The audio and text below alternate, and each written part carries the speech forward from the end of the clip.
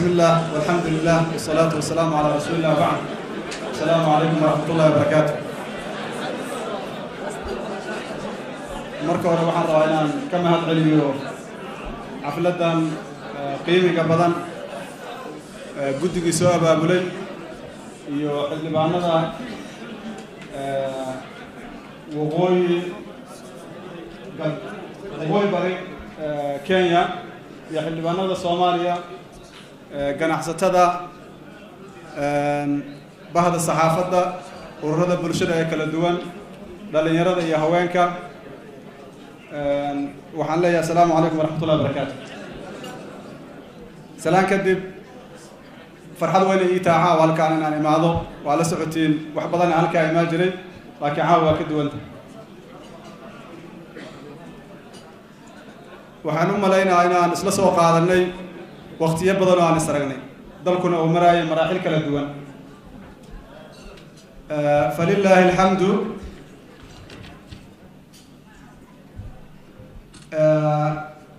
maanta dalku si kastoo wax uga sheegnaba waxaan aaminsanahay meeshii meel ka fiican inuu joogo.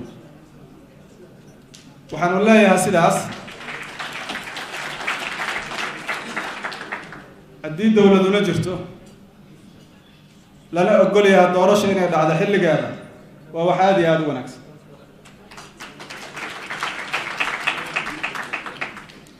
inta aan warka igala tegin waxaan rabaa inaan ka tacsiyeeyo xildhibaanadii iyo dadka kale Soomaaliyeed ee ku dhintay weerarka ay u geysteen al-shabaab magaalada Muqdisho. waxaan leenahay dadka dhintan Allah u naxariisto, dadka dhaawacman Allah caafiyo. ummadda Soomaaliyeedna waxaan Ilaahay uga baryaynaa inay ka gudubto marxaladaas adag oo ay hesho nabad buuxda qof walba meesha uu rabo oo mari karo uusan baqaynin Ilaahay idankiisa. intaas markii aan ka gudbo waxaan u qaadanayaa caawa xafladan dhiirigelin maxaa yeelay xoogaa waxaan isiri bar haddaan xilki dhiibtay meelahana ka muuqan marka waa meeshii ugu horreyso oo xaflad noocaana aan tago. marka dhiirigelinta waa ku mahadsantihiin ammaanta badan oo aanan mudnayn oo ay soo jeedisana waa ku mahadsantihiin laakiin wax kastoo la qabtay Ilaahay fadligiis iyo dad badan waa ka mid yihiin qabtay kuwa god u jira kuwa u dhaawacmay kuwa wali u taagan qorraxda iyo qabowgaba. intaas markaan ka gudbo waxay la tahay dhamaanteen in mas'uuliyadna saaran tahay in xaaladda maanta ka jirta dalka in wax laga qabto qof walbana ay muhiim tahay inuu ka qayb qaato waxa uga aadan maraaxil fara badan oo ama wanaagsan ama xanuun leh waana soo martay. waxaan u bedeli karnaa oo kooxda danan yani soo magacada dhalinyarada danab waa mahadsantihiin wax mataqaanaa ciyaar fiican aad ciyaarteen.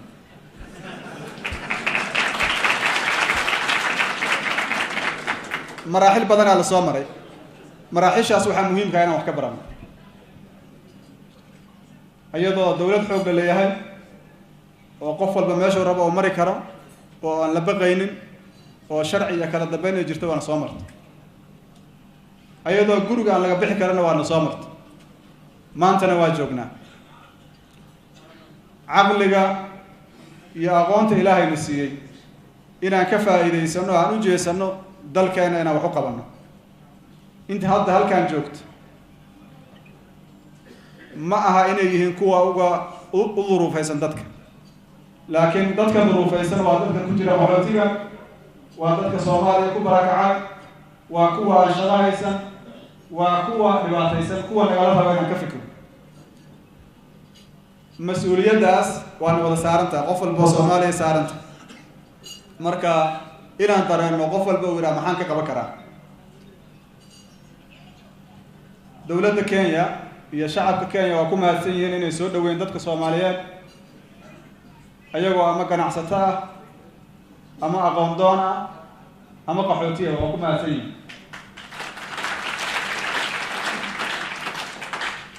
waa run waxaa la soo gaaray xilligii aan dhihi lahayn war maxaan yeelnaa xaggaan ka bilaabnaa xilligaan dhihi lahaynaa la soo gaaray. marka uma malaynayo qof Soomaaliya oo maanta aan dareensaneyn mas-uuliyaddaas inuu jiro laakiin waa lagu kala aragti duwanaa karaa see wax looga qabanaa maxaa yeelay qofka dhowr iyo 20 sano halkaas joogay ama ku dhashay mustaqbal u baahan yahay in la iska qaado oo lagu tuuro meel aan amni ahayn suuragal ma aha mas-uuliyadda diidaysa maxaa yeelay shalab wuxuu ka soo cararay amni darre ahayd marka in amniga laga shaqeeyo mustaqbalkooda laga fikiro walaalaheena reer Kenyana culayska laga qaado waxaan islahaa waajib nasaara waxaan leeyahay marka waa soo dulqaadateen xilligii aad joogaan insha Allah annagana u diyaar garoobaynaa noo dulqaata insha Allah intaas haddii aan ka gudbo waxaa la isweydiiyaa dadka Soomaaliyeed marka la yiraahdo kontonkii ka soo bilaabo ama 40meeyadii ama 60kii iyo maanta goormay aqoon badan yihiin goormay khibrad badan yihiin adduunkan hadda casriga ah ee teknolojiyada la isticmaalayo muxuu ku soo kordhiyay Soomaalidu ka bedel aqligooda iyo fikirkooda dhinacyo badan waa ka hormarnay dhinacyo badan wali waa ka dambeeyay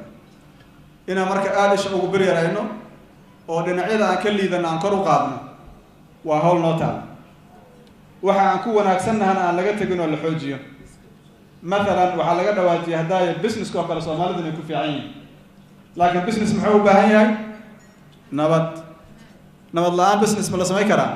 maya nabad darradu xagee ka imaanaysa mararka qaar waxa laga yaabaa qofka inuu u soo boodo nabad darradu waa al-shabaab goormo yimid goorma aragna al-shabaab koorma nabada jirtay waxa ku soo baxaysa koor nabad darra jirtay haddii xataa al-shabaab la baabiyo soo suurtagal ma kuwa kale inay yimaadaan طيب nabadda xagee naga jirtaa marka xagaan ka raadinaa nabadda maskaxdeena ku jirta nabadda aqligeena ku jirta nabadda damiirkeena ku jirta waa inay ka timaadaan see uga imaanaysaa inta aan ku fikirayno qabyaalad iyo qabiil iyo in la ismaroogsado waxa ma hagaajin karno waxaan u baahanaa wax qabiilka aan ku bedelno oo ah dawladnimo waxaan u baahanaa wax qabiilka aan kula dirirno oo cadaalad ah waxaan u baahannahay muassasaad qaba kala shaqada loogu talagalay waxaan u baahannahay muassasaad hufan oo qof walba Soomaaliya oo dareemo xuquuqdiisa inuu helay waxaan u baahannahay muassasaad hufan oo qofka khaldan yiraa waa khaldantay waxa sabab marintaada ilaahay subhanahu wa ta'ala يعني أسماء دي سواء كمدة الرحمن الرحيم أو الله بضبا نتصينا آية إنه الله نحريس بدنيا حدنا مع ذلك غفك إبعاد السماء وأسوى الله رواية وصلها أسكت انت إلهي وحوجي دي عقاب مركا أين يجرتو أبال مرين قفك وناكسن ليلة ولو أبال مريي وحنا لقو أبال مريي qofkii dhibaato la yimaadana cadaalad la basiyo waxay ka mid tahay min sunnati al-hayaa min sunnati Ilaahi ay ka mid tahay thumma min sunnati al-hayaa waxay dhahaan cadaalad darrada cid walba dhibay ku tahay cadaaladana cid walba u baahan qof kasta Soomaaliya marka alla shaqeysto wuxuu ku leeyahay cadaalada loo baahan yahay laakiin marka la yiraahdo la sameeyo waa la kala aragti duwanaana waxaan u baahanaa marka intaan aan tilaab qaadin ka hor inaan ka fikirno war maxaan haysta dhowr iyo 20 sano ayaan ku jirnaa walaahowgan waa laga fiican yahay intii hore shaqo kuma jiro laakiin meesha aan rabna ma joogno sida waxyeen raali kama nihin qof Soomaali oo sida xaaladdu tahay maqsuudku ama jiro waa inaan ka fikirnaa marka see hore ugu soo karnaa see u soo celi karnaa sharafti shacabka Soomaaliyeed شرفتي ومدى الصومالية سيسو علي كرنا وين نسويدينا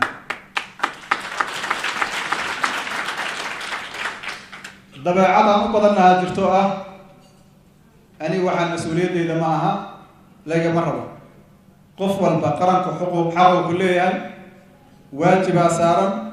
لقرب إنه قلت عضو قف والبواجب كسارا قدلا ما أنت سيدا المناقتين وحيابها نسلايا هاي ومهم in la sameeyo waxaa ka mid ah dadka Soomaalida inay helaan gobol nabadeed oo isku fahmaan ku wada hadlaan ku sheekaystaan wixii soo maray oo dhibaato ama khilaaf ay uga gudbaan ay isku aaminaan oo isku kalsoonaadaan sidaas oo kale inay helaan aqoon ay kula tartami karaan adduunka waxa lagu tartamayo aqoon waaye hadda maanta waxa lagu tartamayo maanta aqoon waaye sanadkii 2015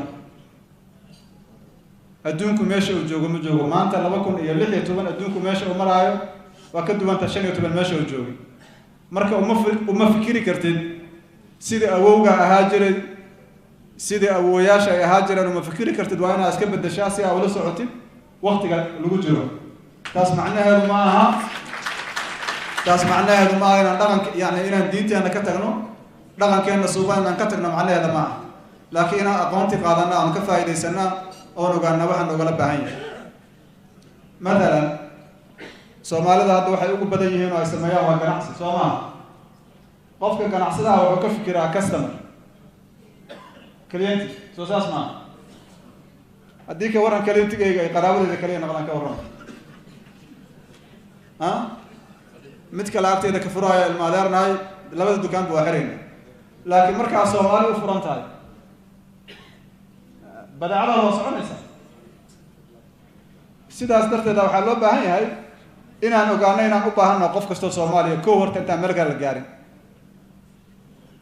hadda siyaasad ku jirto Soomaaliya u baahan tahay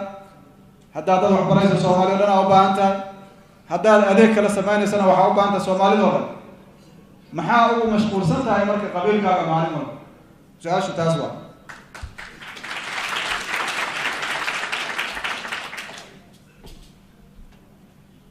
waxyaabihii 100 sano ama 200 sano soo socday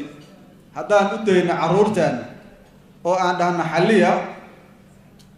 ma idan la tahay intaas cadaalad ma dhibaatadii wixii aan dhaxalnay oo dhibaato ah iyo wixii anaga aan sameynay waxaa la rabaa intaan u fadhiisano anaga inaan xallino oo caruurtaan aan dhahno mashaakilkii oo dhan waa soo xallinay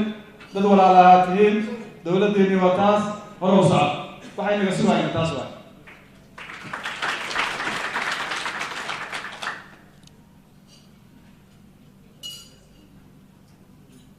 Soomaalida marka la fiiriyo Ilaahay subhanahu wa ta'ala wax badan oo ku miday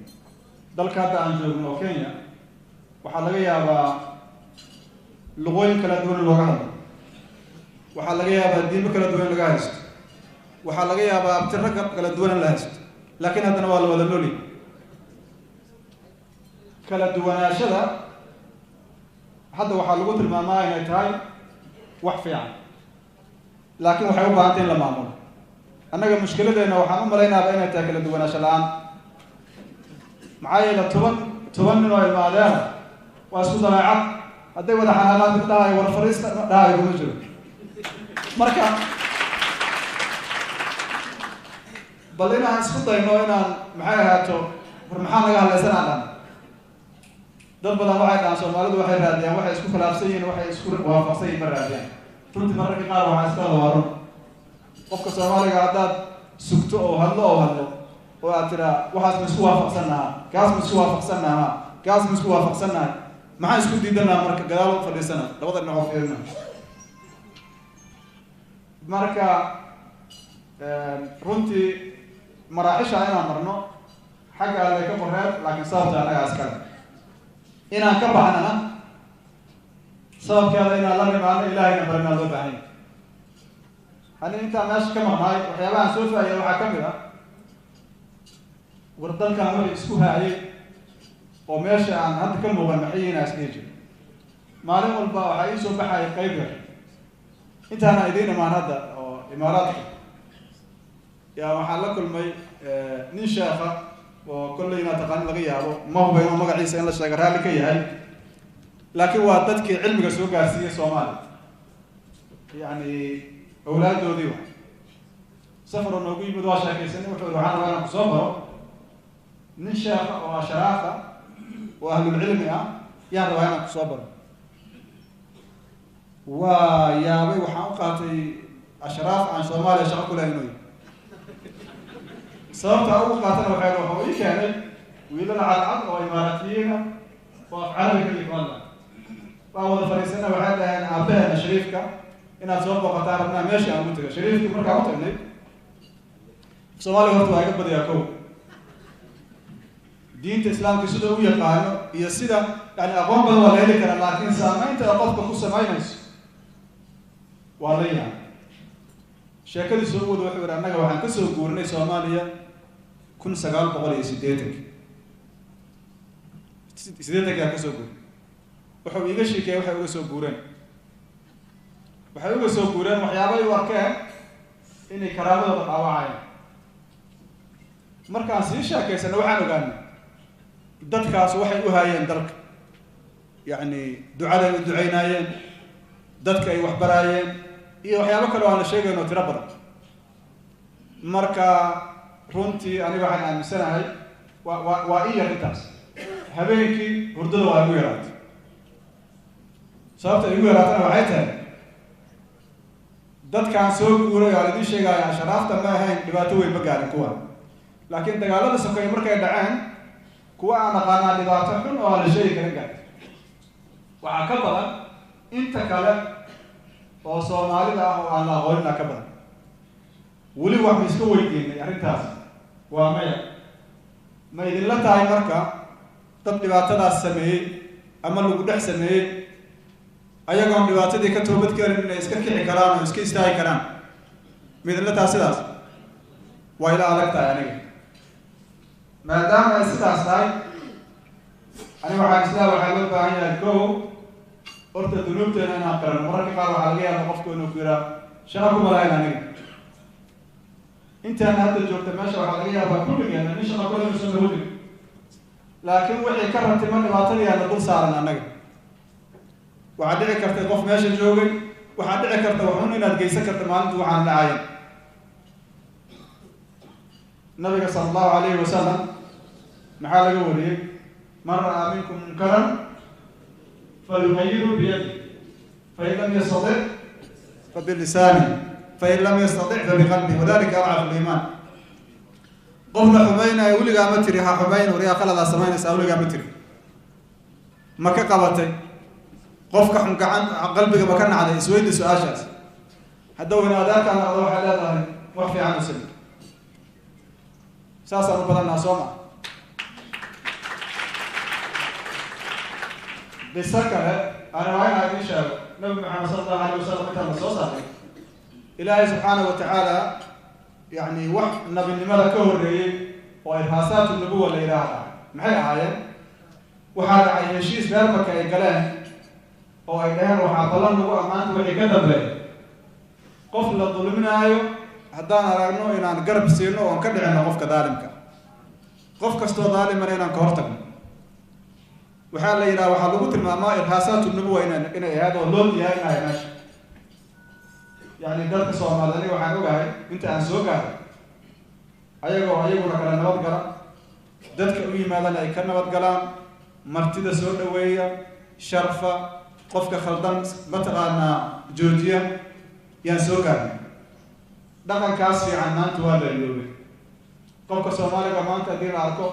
waxaa laga fikiraa ma shabaaba waxaa laga fikiraa ma burcadbadeeda waxaa laga fikiraa wax kale nisbada dadka al-shabaab ay ka yihiin dalka meeqaad qiyaasaysid boqolkiiba meeqaad qiyaasaysid ha 0.1 yaa kale wax ku sheegi kara boqolkiiba 30 shacab waa meeqaad qiyaasaysid hada lagu baas percentage boqolkiiba meeqaad qiyaasaysid 1% مرة نقول أعراض منه. أوكي. سيكون لك تامع عنا مرة بقول كيبا 1% عندنا إن أقول إنه مجا عنا هلا برعبنا ده أنا بقول كم ما قياسي. أوكي. مجا عنا هنا هلا أنا مرة كل واقع ولا أعرف كلنا ما شاف تام معلنا برعبنا هيكون على الناس. فهيكون على مسكفر لنا. iska fadhinaa dad hadday rabaan inay wax bedelaan oo u istaagaan inay wax bedelaan sheekh cabdulqaadir hadda arrin oo ka sheekeeyey oo ku saabsan maxkamadaha raba arrin yar inaan ka soo qaato maxkamadaha intaan la samayn ka hor waxaa jiray dadkoo la afduubto gaadiidkoo la dhaco siday u socoto waxay gaartay qof walba markuu gurigiisa ka baxaayo inuu isiraacaao ma soo noqon doonto haddaa dhar fiican soo xirata saakay oo magaaladaa soo aatay waxaa dhici kartana ma lagu dilo lagu afduubo taasaa waxay keentay in loo istaago sida hadda xaaladdu ta haddaanan raalli ka ahayn dhammaanteen aan ka qayb qaadan inaan wax bedelno maxaa yeelay dadku waxaa fiican markaa khatar dareentid in dadaal aad la timaadid aad uga hortegaysa khatarta waana ilaahay subxaanahu wa tacaala khariiso uu bani aadamka ku abuuray iyo xayawaanaadka oo dhanba yacni markaa khatar aragto inaad ka fikirto sidaa uga badbaadi lahayd khatarta laakiin cilladda jirta maxay tahay waktigaa nagu dheeraaday caadiyay noqotay caawa hadda laba xildhibaanaa la dilay dad kalaa dhintaa alla u naxariisto kuwo kalaa dhaawaca waxaa laga yaabaa saacado kadib inay caadi noo noqoto 30 sano ka hor arrintaas hadday dhici lahayd arrinta hadda hadday dhici lahayd waxaa laga yaabaa muddo inay madaxeena ka bixi weyso marka runtii waxyaabaha aakhiru zamaanka lagu yaqaana waxaa ka mid ah la yidhaha in munkarka uu noqdo macruuf wax iska caadiya ummaddan ilaahay subxaana wa tacaala nicam fara badan oo siiyey wuxuu geliyey karti iyo awoodoo geliyey laakiin waxaan rabnaa intaan meel iskugu geyno inaan ka faa'iidaysano xallina mashaakilkeenna adduunka ay dhahaan war raggii waa isbedeleen haweenkan waa ku jiraan ragga markaan leeyahay isbedel inuu naga yimaado maxaa u leeyahay sidaas si kastoo adduunku u dadaalaan haddaan annaga isbedel la imaano waxbaan bedeli karaa waa hawl annaga nagu xidhan u baahan inaan inta fariisano dhahno xaggeen ka bilaabeen sidaanuma noo fiicantaa waa maya soo ma ah inaan la nimaado wax ka duwan bani aadamku taariikhdiisa waa u baahan yahay laakiin waxaa uga sii muhiimsan mustaqbalkiisa annaga hadda maantaan joognaa beri waxaa naha taariikh qof walba wuxuu jeclaanahay inuu taariikh fiican ka tago soo sidaas ma muslimiin anna qof walba wuxuu jeclaanahay markuu aakhiro tago camal fiican inuu ugu tago soo sidaas ma ayib markaad fiirisado ambiyada ilaahay midba waxyaabo gaara oo loo diraa jiray sababtuna waxa waaye mar walba waxaa muhiima hadda waxaa muhiima nabad waxaa muhiima ummaddu inay mataqaanaa cuqdada iska saarto nabad raadiso dadka dhibaataysan la gargaaro oo ay helaan nolol wanaagsan ay helaan oo sharafkooda la soo celiyo taasaan nagala rabaa annaga inaan ka wada shaqayno dabcan waxaa laga yaabaa qof walba inuu isleeyahay hawshaas dadaa ku jira u daa laakiin sidaas kuma filna nabaddu markay ay la wada raadinaayo waxay noqonaysaa nabad caama oo dadka o dhan ay ka wada shaqeeyaan oo hirgasho ayay noqonaysaa laakiin marka afraad kooban ay ka shaqeeyaan meel ma gaari karto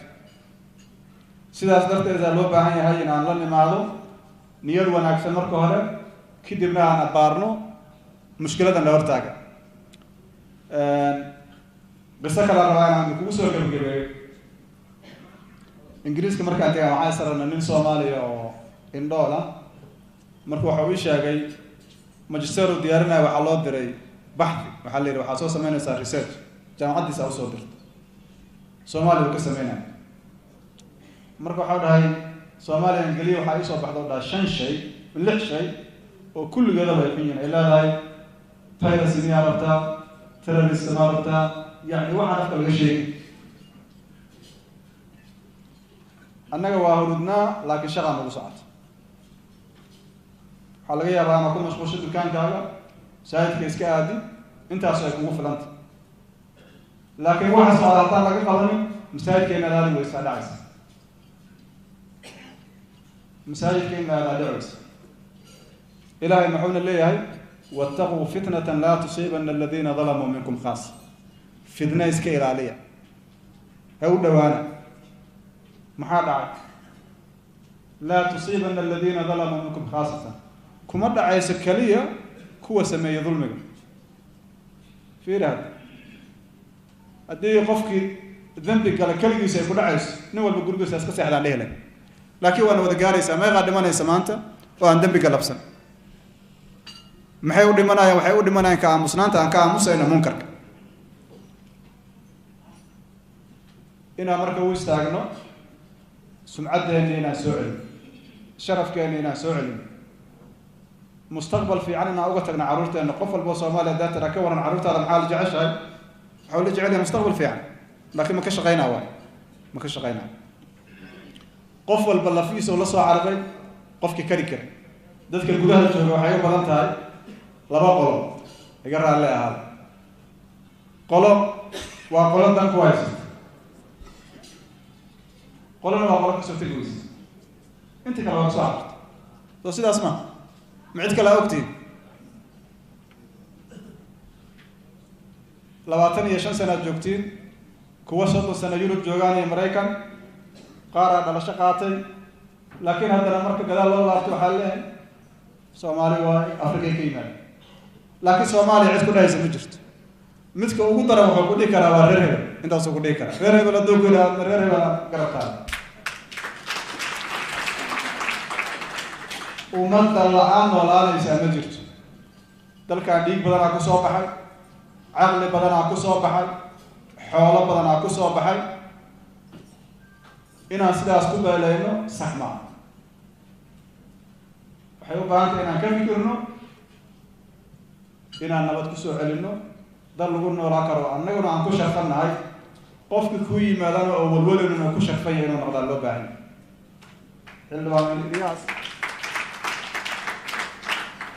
اللي بالي الياس هو كشكي بدل لينو كشكي إن يرصاك على اللي بانك ما لا بدنا كلا هذه اللي قيلة وعليها بدنا ماشان كما كعايرين الدار الجيام مركا أكبر يسنو فكر وذلك أن الرجال أيضا وحنا معي نقدها ذاتك يسكتير لهاي لولا دولة معايا مركز سويس فاتسين لولا دولة معنا يسمعين هرمك يا معنا نبض يا معنا حتى أكشفاين مركا نبض يا هرمك يا تاكل شفاين لولا دولة هوش وافدان إنسان مرة قال وحي ليه دتكو باهيدا دبعتنا كينيس وادعي كرتا داد بدن وهذا كجرا دبك إنه يوقلان دقال حمو وادعي كرتا وحادعي كرتا إنه جهل وقلان وحادعي كرتا إنه يوقلان هنددات لا هنددي لكن هدي لو وضع الشقي وحاسونا ولا معمول كرا ولا قصاري كرا ماشي وحوى البيران قبلنا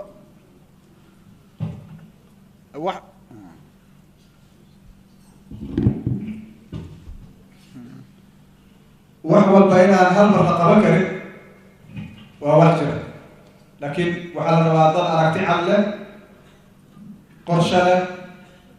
معلم وقرشة ستايا وقبتان لكن أدان لما باللطيف هل بالشغاين ماشي أنت أغنى كما تغير وأنا مبا وحنا كم بقى مهاجم وحنا كم بقى مهاجم قاليا ووح استايلا إن الوقت كبرين مدام dad badan oo Soomaaliyeed maanta ay khibrad fiican yeesheen aqoon ay yeesheen aqoontaas waxaa loo baahan yahay tan guddigiisa in la geeyo waxna